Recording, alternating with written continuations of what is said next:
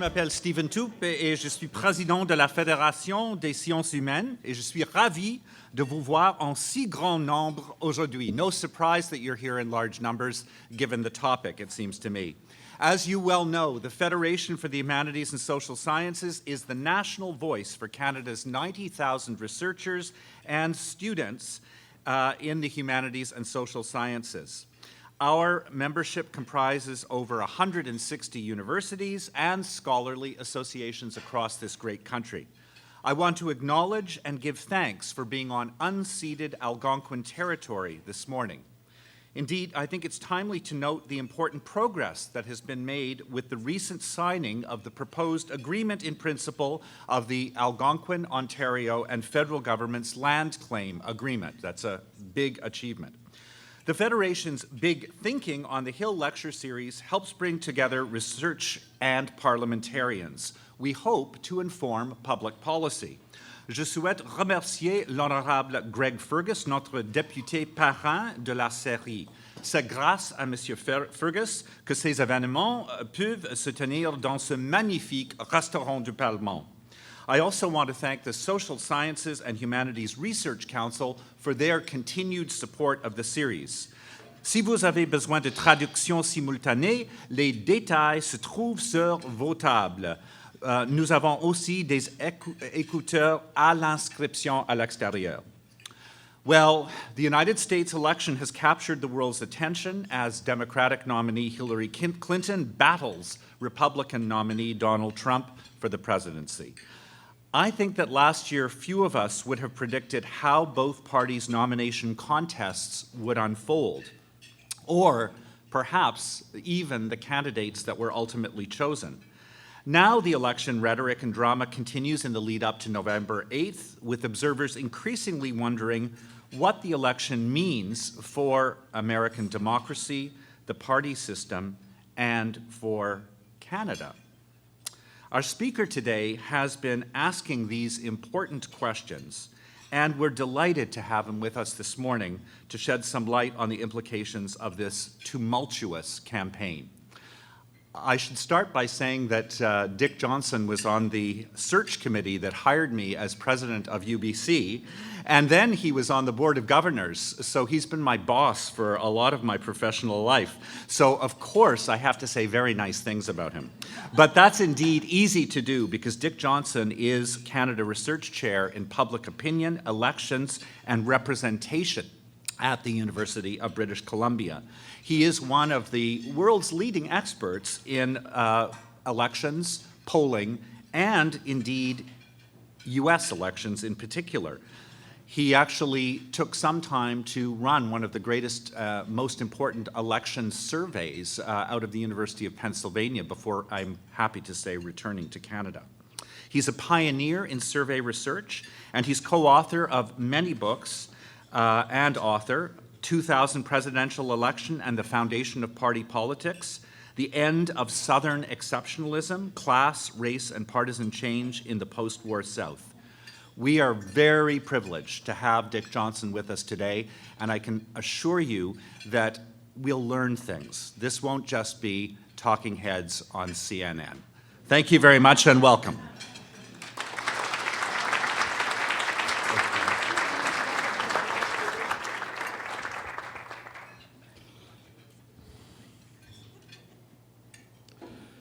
Well, thank you very much, Stephen. We do go back a long way.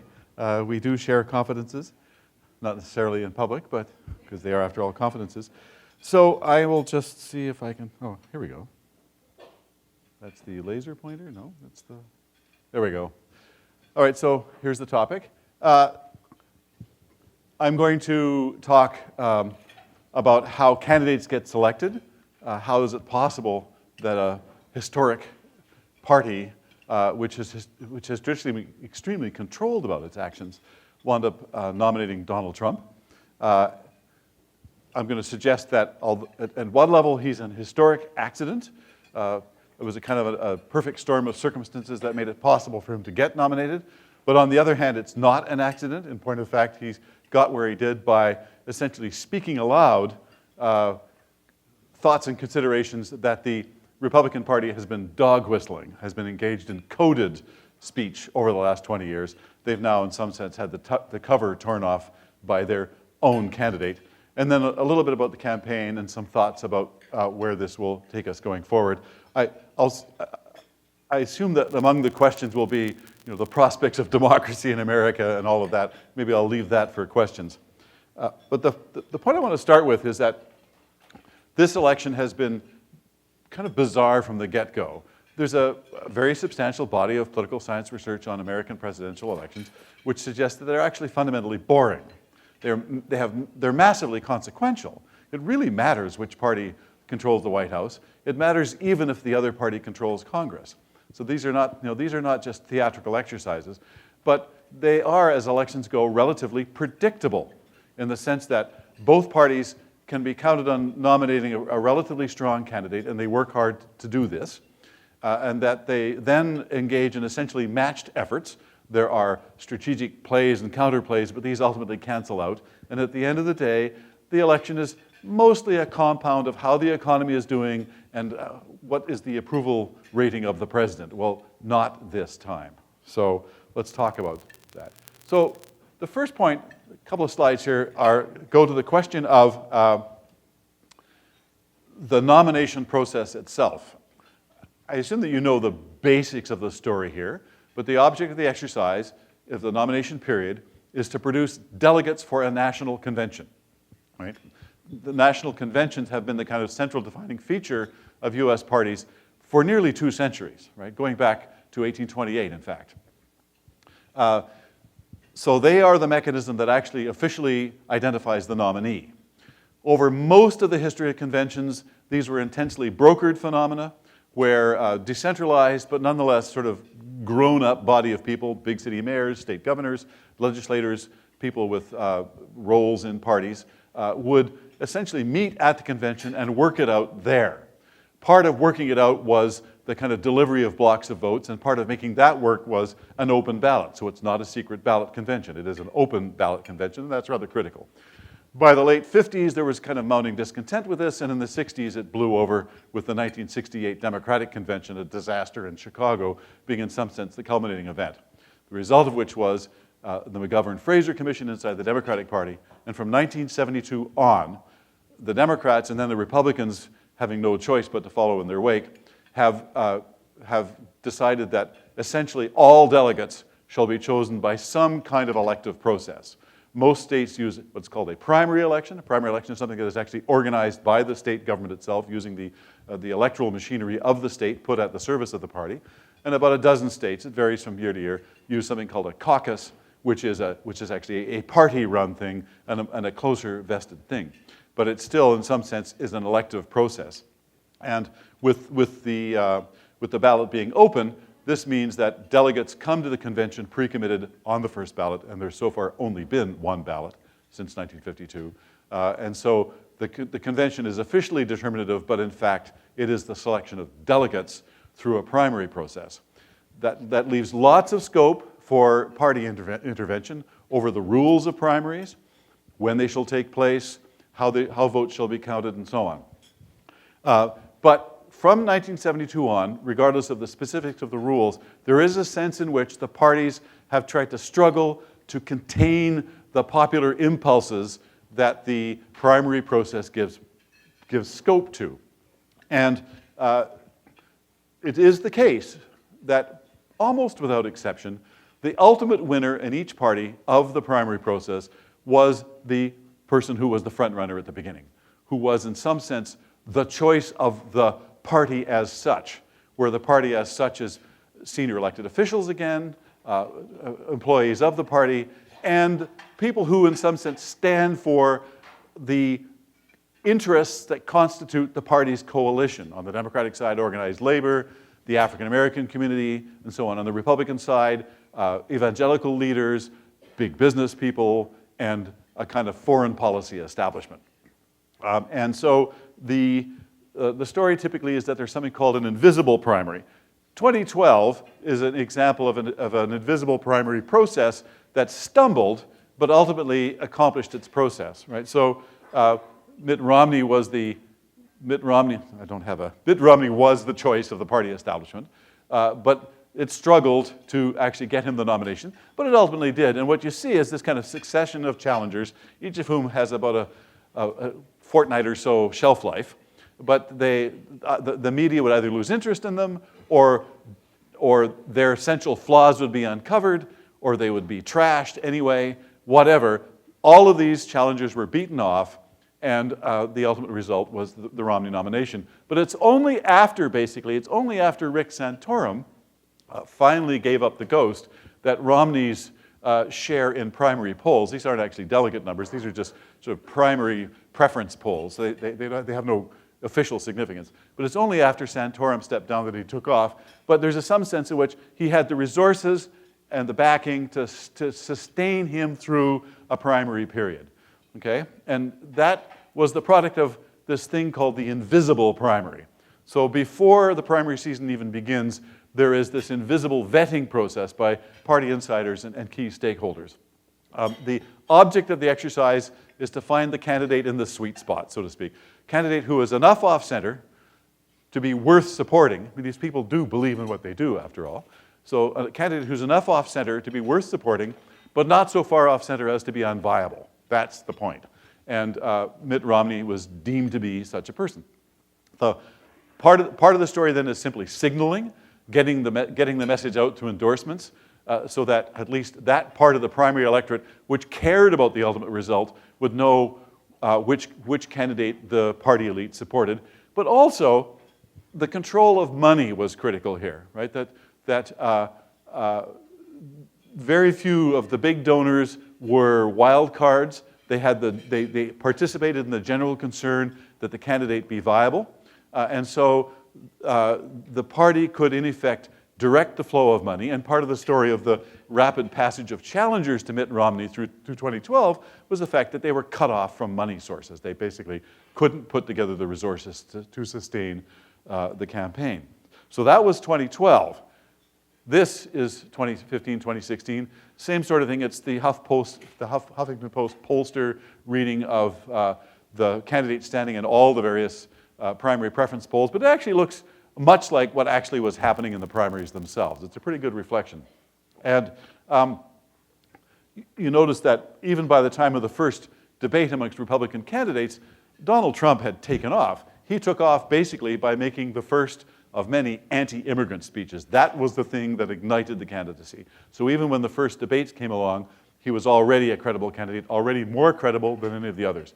Now his credibility increased, but not by much, right? And so he was able to sail through much of the primary period with plurality in most states, but not a majority, not a particularly strong candidacy by the standards of earlier candidacies. The difficulty, as you probably all know this, is that the rest of the field was divided. And the divisions in the rest of the field, there were too many candidates. But in terms of the candidates with staying power, the divisions in the rest of the field, crudely speaking, mapped onto the three parts of the Republican Party, the foreign policy part, the socially conservative part, and the economically conservative part. And in that sense, they were kind of mainstream, although they were all relatively weak in one way or the other. And then you had Trump. So in terms of the primary process, a big part of the story of 2016 is that in contrast to early years, I know this may strike you as an odd thing to say, but in contrast to early years, there's too much money in American politics right now. When the Citizens United decision came down, the fear was that basically vast right-wing conspiracies would use dark money to steal the election. And certainly a large part of the money in question is darkish money through super PACs, the Supreme Court having essentially sponsored their creation. But the other side of it is that the internet is such a formidable fundraising vehicle that even candidates without serious support from big donors could raise enough money, very substantial amounts of money in fact, through small donations on the internet. So between these two things, there was too much money. There was, in a sense, so much money that the gatekeeping role that the selective release of money used to play no longer is in play, and it may never again be in play for all we know. But it did mean that basically anybody who wanted to keep going could keep going because the money was there. And the result of this is a candidate for the Republican Party who is the least endorsed in the history of Republican nominations. So this is from the 538, Nate Silver's blog. The 538 basically logs endorsements, and they have a weighting scheme and so on. And so the most endorsed candidate was George W. Bush in 2000, a strong consensus inside the party. And indeed, it was sort of the Governor Bush's success, or President Bush's success in the 2000 against very strong challenge from John McCain that in some sense really got us thinking about what the invisible primary was. He was the classic beneficiary of this, literally shopped around from coffee klatch to coffee klatch, flying out to the remote ranches and all that stuff. So his was a very much strongly endorsed candidacy, whereas essentially no one endorsed Donald Trump, and here he is the nominee. So this time around, I've actually gone over much of this, so I won't really dwell on it, but he was like honey for the media, right? One argument is, David Frum has made this argument, that it's really a CNN creation. They needed him because they were essentially going under financially. People don't watch TV anymore, not even 24-hour news channels. And so he was the audience magnet, and certainly he was. He always returned his calls. No candidates do that. The split in the Republican field, Citizens United, then this collective action failure. Until April, he was stalled in the 30s. No one else was consistently close, but there was the rivals were simply unable to agree amongst themselves. So in some sense, he's an accident of history. So here's a bit of history. Right? So the point of the next couple of slides is to say something about the evolution of the Republican general election coalition. And the general point is that the features of his support inside the Republican Party, in fact, strongly mirror the changes in the Republican coalition. So for example, I'm going to step away from the mic here. So for example, the system has actually polarized in terms of the income distribution over the last several decades, right? If you go back to the 50s, even though we think of the 50s as the aftermath of the New Deal, the biggest single kind of relic of the New Deal was the fact that the labor movement was part of the Democratic coalition. But Democratic voters were no richer or no poorer than Republican ones. Over the latter half of the century, however, an income divergence emerged such that Republican voters were much richer than Democratic ones. So the top line there is basically the Republican share of the presidential vote in the top third of the income distribution, and this is the Republican share in the bottom third. So there's been an income divergence. At the same time, and pulling against the grain, if you think about it, was an opposite shift in terms of education. The key educational marker is whether or not you are a college graduate, you have an undergraduate degree or more, right? And again, if you go back far enough, either there was no difference or actually college graduates were more likely to be Republican. Now they're more likely to be Democrat, right? These are all somewhat controlled comparisons, but here's the point. Basically, in the last 25 to 30 years, the Republican coalition has become a distinctly undereducated group, even as it's a distinctly rich group. Now, those are somewhat pulling against each other. And if you look at what happens within income groups for education, what you see is that it's an essentially parallel process.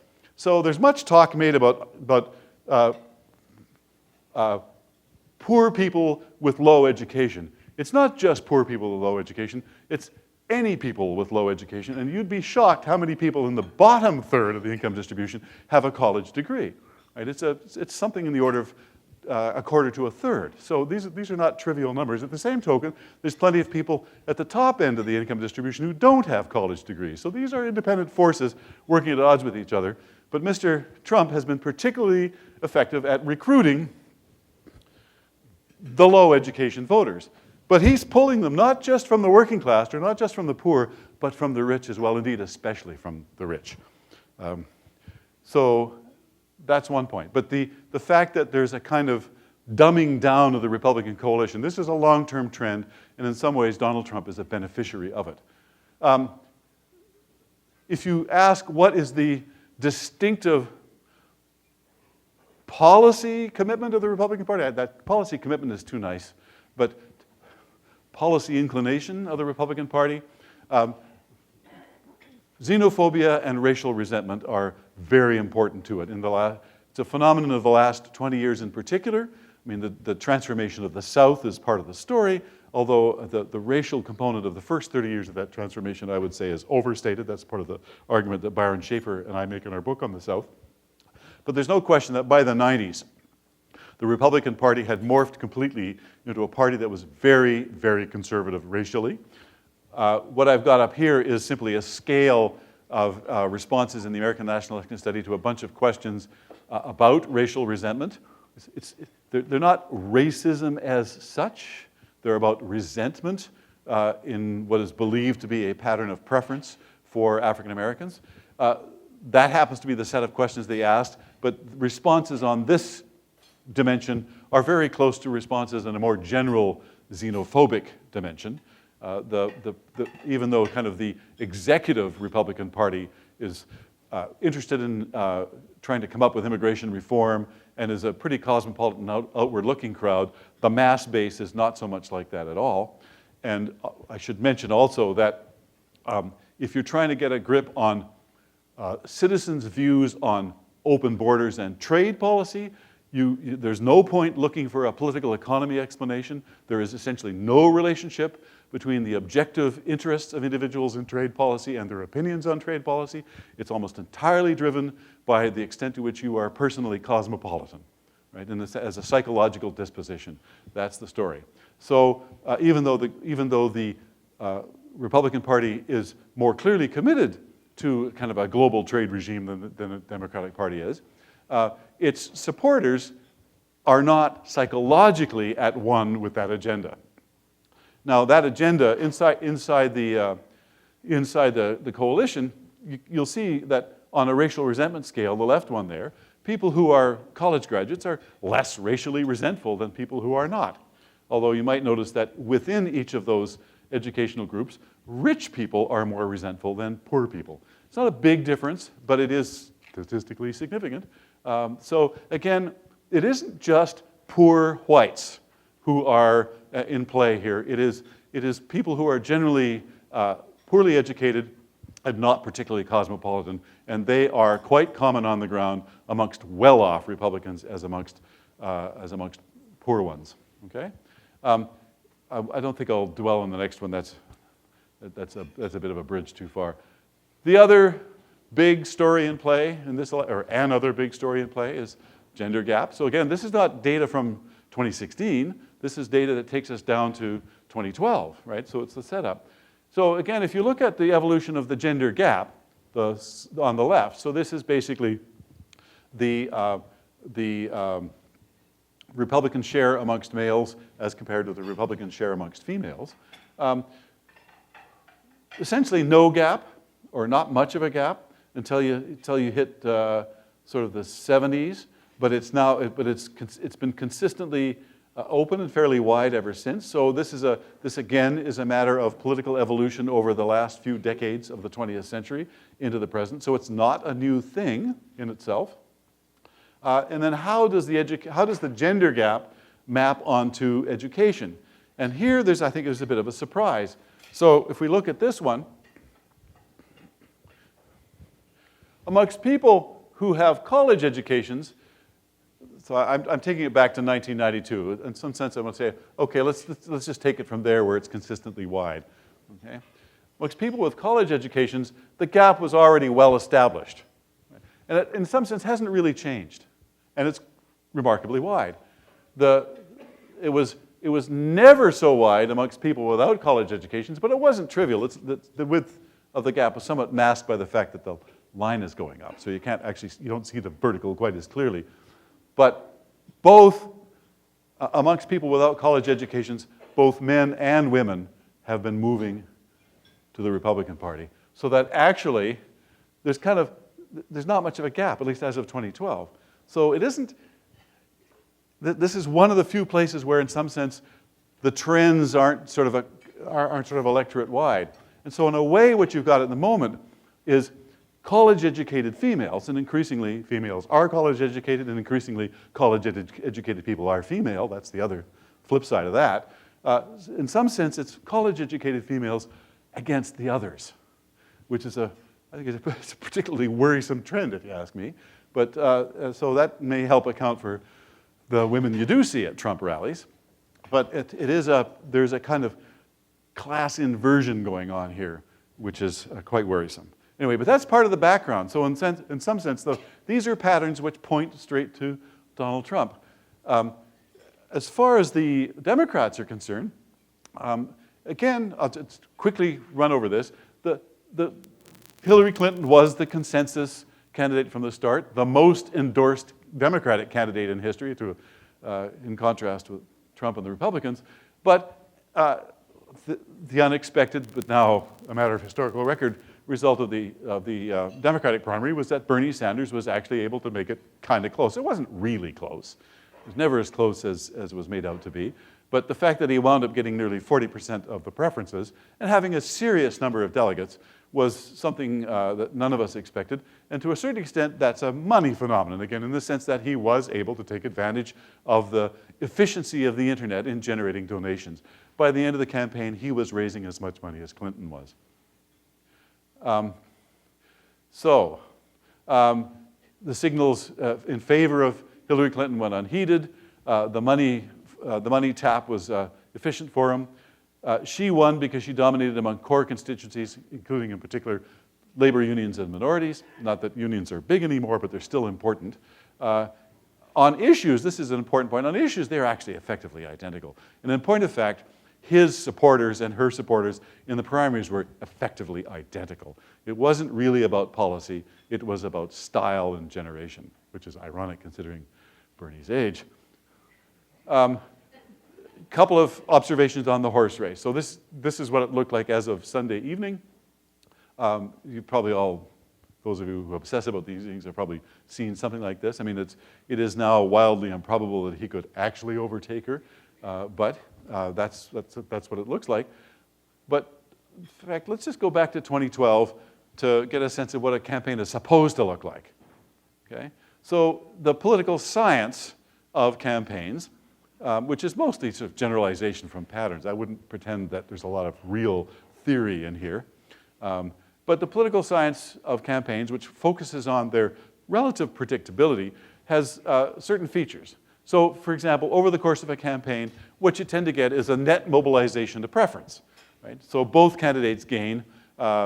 Typically, the trailing candidate gains more than the leading candidate, but still winds up behind. The rule of thumb used to be take the lead on Labor Day, cut it in half, and that's about what you're going to get. Okay? There are shifts over the course of the campaign, but they're almost always reversed. And the biggest shifts are the ones that make the race closer, not wider, once you get into September at least. As you go from August to September to October, amplitudes of swing tend to shrink as the center empties out and people go to the sides. And the overall effect of this is to take the two-party division of the vote and move it towards the forecasted target, where the forecasted target is the result of some kind of forecasting model. There are various ones, but some kind of forecasting model that involves economic information publicly available before the end of the summer, the sort of the aggregate standing of the president in polls, and the other thing is how many times has the party currently in power won consecutive elections. So all of those things pointed towards a close result in 2016, not a walkover for either party. The economy continues to recover, although the actual, in terms of incomes, the recovery is still rather weak, but it is recovering, and in these predictions, it's typically the economic forces of the preceding 12 months or so that matter. So even if you're not as well off as you were 4 years ago, if you're better off now than you were a year ago, you tend to favor the incumbent. And in point of fact, Americans are better off now than they were 4 years ago, and even more better off than they were 8 years ago, if you think about the Great Recession. So slight advantage perhaps to Clinton there. The president's approval rating has kind of jacked up in the last few months. He was singularly unable until the last few months to cash out economic forces in terms of his popularity, but that finally starts to have kicked in. So that's another advantage for her, but not a big one. On the other side, it is very rare for a party to win 3 consecutive terms. And so there is a kind of time for a change element in these models, and it's time for the Republicans to win. So in some sense, it ought to be a close result. 2 out of 3 major considerations favor the Democrat, the third favors the Republican, that sort of thing. And so you might have thought we would see something like this, but of course, to go back to the picture, what we saw was that. And so what do we, with that template, what do we see? Well, arguably no net gain for Donald Trump. So the trailing candidate doesn't actually close the gap. The biggest shifts, the biggest shifts actually are for Clinton's support, right? So when you actually think about the tightening or the widening of the race, it's mostly about her rather than him in terms of evoking preferences. Leading candidates, at the moment at least, has been gaining more than the trailing candidate. That's not supposed to happen. There's no suggestion that the amplitudes of swing are diminishing. They may now, we may be at the point now where everything is more or less baked in, except that if you just simply sum the Sunday poll average, they are at what, 88, 89% averaged across all polls with decided preferences. In 2012, by this time, 95% of people polled had made up their mind. So there still is, in some sense, more slack in the system, more potential for movement than there was before, and that's part of what is worrying people on the Clinton side. Of course, that movement could be to her, or it may be that we'll just see a major turnout drop amongst Republicans. And we can talk about that if you want, because that's the great fear that Senate and House candidates have, that Republicans will just stay home. And in any case, there's no sense in which the result, at least as it seems to be shaping up now, corresponds to anything that anybody forecast in advance of the event. And if you actually go back to September, it was quite a close race, notwithstanding all of the various weaknesses of the Republican candidate. So this is my last slide, and maybe I'll dwell on it for a while. But anyway, where are we going forward? So what I'm focused on here is actually just kind of the implications for the party system and for the Republican Party in particular. But we can talk about democracy in America if you want. But on one hand, if you're a Republican, you're not feeling complacent right now. But here are some things that might make you, if not optimistic, at least not utterly pessimistic. I mean, first of all, it's actually not obvious. If you go back to the earlier slides, it's not obvious that the racial and xenophobic appeal that's embodied in the Trump candidacy is necessarily fatal for the Republican Party. All right? It's not obvious. I mean, the coalition that Mitt Romney put together in 2012 is not so different from the one that Donald Trump has carried into the general election. Right? That the Republican Party has been increasingly focusing on the white electorate as its base. And Mitt Romney had the highest percentage amongst non-Hispanic white Americans in any election in US history. In fact, it looks as if Donald Trump actually won't do as good a job in mining that electorate as Mitt Romney did. But the fact that women are not so likely to vote Republican, the fact that minorities have become steadily less likely to vote Republican has not stopped the Republican Party from holding the House, has not made the Republican Party uncompetitive in the Senate, and frankly, most president elections have been very close. Right? So 2012, it may turn out that, in fact, Donald Trump has proved that it's a very resilient set of appeals, and that the problem of 2016 was not the policy profile, but the candidate himself and his undisciplined character, his personal misogyny, and all that stuff. And quite apart from that consideration, the Republican Party is likely to make gains in 2018. The out party essentially always does, unless there's some major realignment underway in the party system.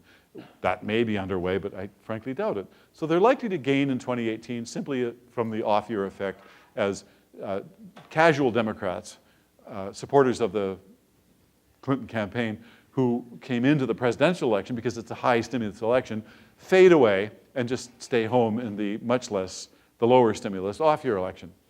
And it could well be that in 2020, the Republicans will come up with a Trump light. And that will work, because in some ways, Republican candidates have been Trump light, except that, this takes us to on the other hand, the Trump-like candidates in the past have not been wet on matters of open borders, free trade, global economic trends. They have been the free trade party much more consistently than the Democrats. And so within the Republican coalition and in the electorate at large, to the extent that there is a kind of economic component to the Trump appeal, it runs against the grain of what Republican elites actually want. So then the price, that may be too high a price for Republican candidates to pay in order to get the magic parts of the Trump appeal. But that's a matter of, I think, for conflict within the party. The next point is 2020 maybe, but the truth of the matter is that the demographic trends in American society are running to the contrary. The Republicans have been able to resist them. The white, non-Hispanic white part of the electorate has been large enough that if you can craft an appeal to them, you can win. But as each electoral cycle passes, the non-Hispanic white percentage of the American population drops by 2 to 3 percentage points. So there's going to come some point at which, at least for presidential and possibly senatorial, but certainly for presidential elections, in which the party has to rethink its coalitional strategy. The question, though, is can it? Does it have the capacity to engage in introspection and in actually serious mobilization contrary to some of these trends? And the party, in some sense, is internally divided institutionally as well as in other ways. And it's the House of Representatives that's the key, right? That the Democratic Party has to get something in the order of 54% of the national congressional vote to get a majority in the House of Representatives. Some of that is a reflection of gerrymandering by Republican-controlled state governments. That's some of it. And if the Democratic Party can start winning back some states, then they can start gerrymandering in return, and they certainly do. That's only about half the story, however. The other half of the story is the fact that a geographical sorting has been going on. The typical Democratic candidate wins by a much larger margin than the typical Republican candidate. If you think about some of the standard numbers out of the non-Hispanic white part of the population, in a world in which 90 to 95% of African Americans vote for the Democratic Party, I mean, it's a great important base for the party, very important in presidential elections, but that in effect means that something in the order of 40 to 45% of the African American electorate, in some sense, engages in self-disfranchisement. They're not really self-disfranchisement. It's about residential segregation, right? It's about urban populations. But it isn't just African Americans. The sort is going on for college graduates, for liberal-minded people in particular, and amongst those are the college-educated females, that we are in some sense, that side of the electorate is in some sense literally stacking itself up in 40-story Manhattan apartment buildings or 4-story Brooklyn walk-ups, whatever. But they are in effect, they are moving to the growing, highly educated, kind of soft economy, coastal cities, and are clustering much more than Republicans do. So from the point of view of the House Republican Party, if you are a candidate for the House, you are happy to win your seat. You could possibly even control the House going forward indefinitely, and you don't need all these other people to win. And so the Republican Party itself has to figure out how, if it wants to become a presidential party, how to discipline and create a certain debate about what the future of the party is, and whether they have the capacity to do that is an open question. So, do I stay up here? I'm going to just moderate to keep things on track. Well, thanks very much, Richard. There's lots to chew on there, and I'm sure there are many questions. I know that Canadians, like most of the rest of the world, have been preoccupied by this electoral campaign. So I'd like to open up the floor to questions. Please use the microphone right here at the center of the room, if you would, et vous pouvez poser vos questions ou en anglais ou en français, selon votre préférence. And just whatever language you use, please identify yourself first, and do try to keep your question short and of an interrogatory nature. Thank you very much. Okay, I'll try the interrogative part. Don Boudria, former MP. I want to ask about post-election. We haven't touched it. I think the election is pretty well determined, at least in my mind. I think I know who's going to win. for the same reasons you just said, obviously. But I'm worried about the aftermath. I say that both as a neighbor to the U.S. and as a resident in winter, because I'm a snowbird. And I see more and more within families, for instance, in Florida, where I live in winter, the man will vote Republican, his wife will vote Democrat, and the words between them are not nice on that respect. And that's just one example of it. There are a lot more societal ones, racial ones, and so on you've identified, the Hispanic community. Could you talk a little bit more about how they're going to glue that back together in the aftermath, as you see it? Well, I suspect to the extent that it's divisions within families, one hopes that family dynamics will take care of some of that. But the fact is, American society at large actually is not as polarized as all that, except that there is a division between Republicans and Democrats, though. And in some sense, each sees the other as fundamentally illegitimate, although Republicans are more likely to see the Democrats and Democratic control of the White House as fundamentally illegitimate. In terms of the immediate election, though, I think that trouble is going to start on election day. I do worry that there will be robustly muscled white men going into minority neighborhoods to watch the polls and look for confrontation. I would not recommend that these folks from Scranton come down to South Philly, mind you. They might not get back out. These are Eagles fans, after all. They boo Santa Claus in Philadelphia.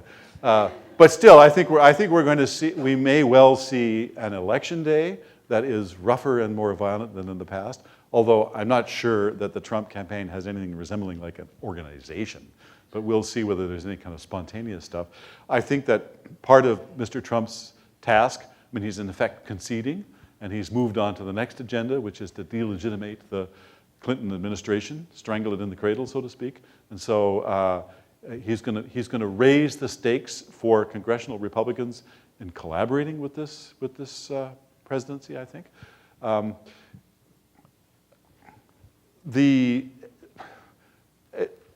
think that he will get pushback from his own party on a lot of that stuff because, if you take Ohio, for example, he may win Ohio, or he may lose it narrowly. But Rob Portman's going to win Ohio quite comfortably with an election administration that is mostly run by Republicans.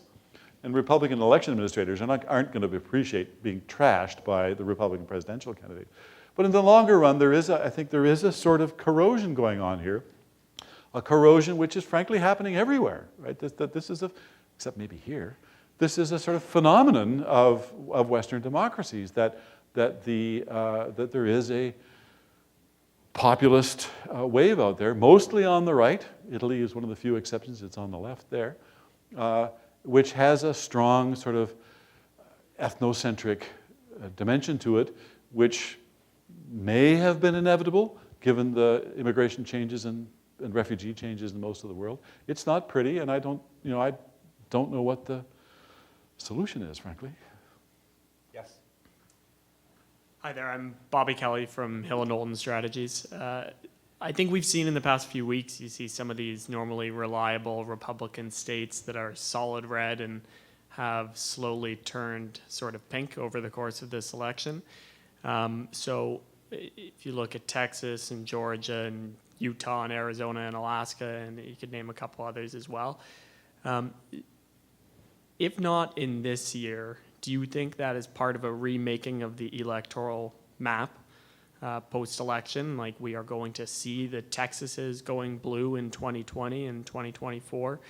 Same goes for Georgia and Arizona, Atlanta and Phoenix, large, bustling and growing metropolises. And as a follow-up to that question, more focused on this year, do you have a sense of a ceiling for Hillary in terms of electoral votes in states that she can win? And do you think she can win over some of those ones that have started trending at least a little bit in her direction over the past few weeks?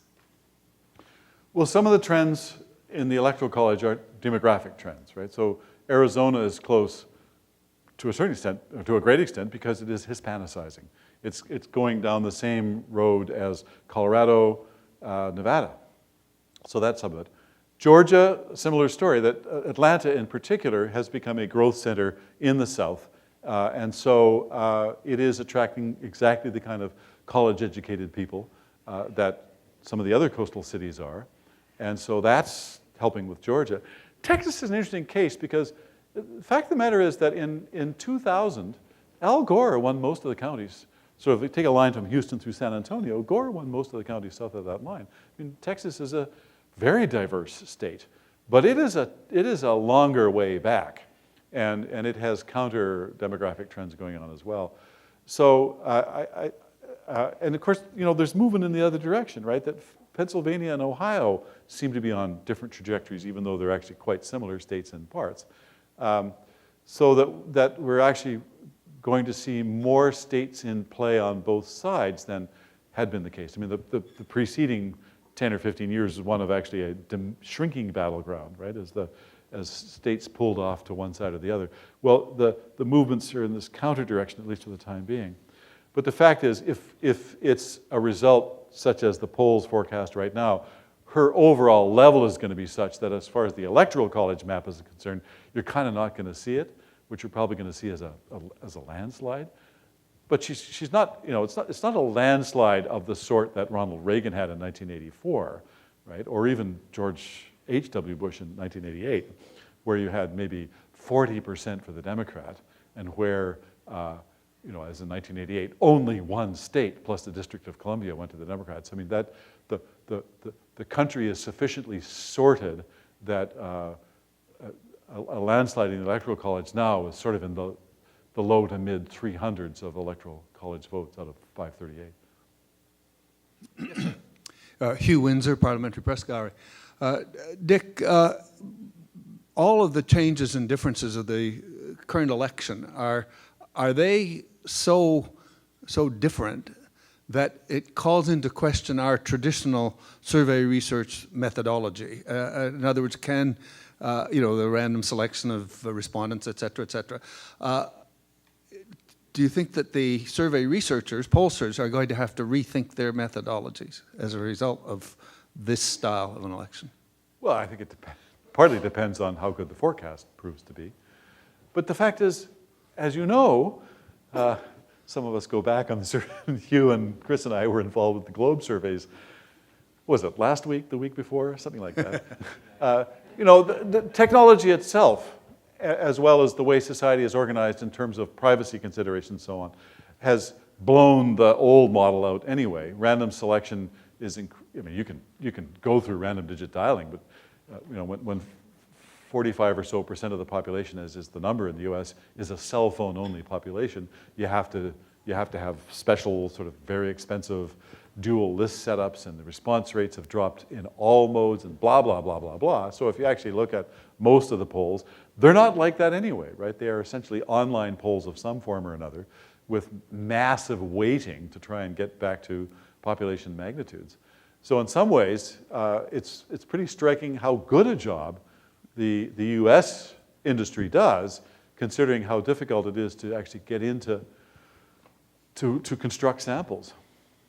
But I think the challenges are as much intrinsic to the business as they are to the peculiarities of the selection. And I'd just say one other thing. I mean, to the extent that the electorate is polarized, geographically, in some ways, that makes it easier. Chris. Chris Waddell, Carleton University. Dick, you lay out what actually is a fairly sophisticated strategy for the Trump people in terms of how to try to capture the people they think are most likely to be voting Republican. Yet nothing else about the Trump campaign appears to be particularly sophisticated. Is this just like a massive fluke? Is there something about somebody somewhere that identified this, do you think? Or do you think it's just kind of one of those weird things? Well, it's a fluke and it isn't a fluke, right? I mean, there is a certain Darwinian quality to this stuff. I think he believed, and who's to say he was wrong? He was right, in fact, that it turns out you can say certain things aloud, and you're not punished for them. Now, you don't win the presidency necessarily, although, you know, a few different events along the way here, and maybe he would have. But the fact of the matter is, his utterances mapped onto widely held resentments. And there's this kind of everybody knows quality to certain things. Most of what everybody knows is simply not true, and the people who know those things are impervious to facts. But there's plenty of survey research that shows that if you confront people who are operating off a basis of misinformation, if you confront them with real information, it just pisses them off and pushes them in the other direction. And I think Donald Trump, in many ways, is a beneficiary of those phenomena. He's a fluke in the sense that the Republican Party has struggled carefully to send coded messages, but then to sort of, keep them coded. Last question. Thank you. It's something about our table, I think. You're close to the mic. What did you put in my coffee, Don? Robert Falconet, MP from Winnipeg, Winnipeg Centre. Great place. I was just wondering if you could describe what you think a Hillary Clinton presidency would look like and what a Donald Trump presidency might look like. Do I have to? Well, how successful, for instance, would Hillary be? Because I think she's, for instance, a free trader, but it seemed during the campaign as it was going on with Bernie Sanders, she was kind of moving in a different direction, and he's kind of mobilized an entire base, a movement essentially, and if she goes against that base, what's her likelihood for success in the long term? Well, on something like trade, you got to deal with Congress, and so I think that she may be actually quite grateful for a Republican House of Representatives, if Ryan at least is willing to go against the grain of his own presidential candidate. I mean, I think a Clinton administration will be a pretty mainstream Democratic one. Most of the pieces of her coalition are quite like those of Barack Obama, which is quite like earlier Democratic ones. She's more of a foreign policy hawk than he was. So, maybe a bit of movement to the center, whatever that means on foreign policy. In terms of getting the rest of the political class to collaborate with her, the story there seems to be that the Republicans just won't have it, and it doesn't matter who's in the White House. So she will, I think, have to continue the trend that actually all presidents have had to do, which is to accumulate more power in the executive branch. It's the only way to proceed, basically. Well, it's going to be a more protectionist political climate, it seems to me. That most of the people actually in place in Washington aren't going to be so different from the ones in the recent past. But I think I think probably TPP in its present form is dead. Does this mean that she might be prepared to try and come up with some cosmetic changes? In some sense, it lets the government of Canada off the hook on this one, I guess you could say. But in a way, I think, maybe it's not so much the Clinton administration, is that there's some sense, there is a kind of global resistance to a lot of the globalization forces in play. And I think it's going to be tougher for governments everywhere to be as outward-looking as they have been in the recent past. Well, thank you very much for your questions. And of course, thank you to Richard for really valuable insights that we can take away with us today. So please join me in thanking Dick Johnston.